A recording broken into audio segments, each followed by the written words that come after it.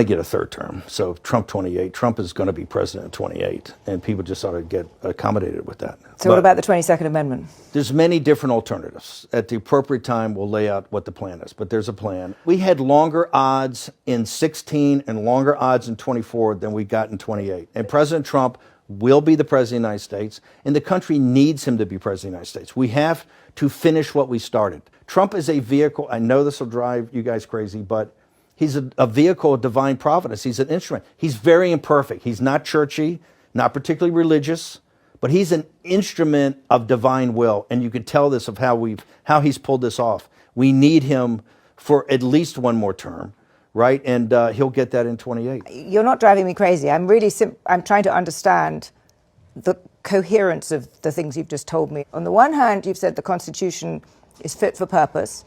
Secondly, you've said that President Trump needs another term, even though the 22nd Amendment makes pretty clear that he cannot have another term. Why does it make that clear? Because he's on his second term already. At some point in time, we will make sure we go through Zanny and define all those terms. But you will be undermining the spirit of that amendment, even if you find some way around it. If the American people, with the mechanisms we have, put Trump back in office, are the American people tearing up the Constitution? Would that be tearing up? Well, would the American people be going against the spirit of the Constitution, ma'am?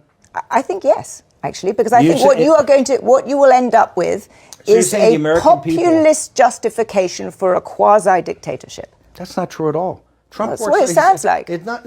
Trump is a dictatorship. Did you just see the compromises he had to make on the big, beautiful bill? You see the compromises he has to do on everything, on accommodating Zelensky, on what President Trump. President Trump is nothing but a series of negotiations to kind of keep this thing rolling forward, where he's having trade-offs all the time. Steve, you've just spent the last 20 minutes telling me we have to smash the other side. There's no room for debate. There's no room for compromise. We must smash them. And now you're telling me this is a negotiation. I mean, that's no. I guess that's why it seems to me some kind of tension there. The only way President Trump wins in 2028 and continues to stay in office is by the will of the American people, okay? And the will of the American people is what the Constitution embodies. And so I think we're going to be in good hands there.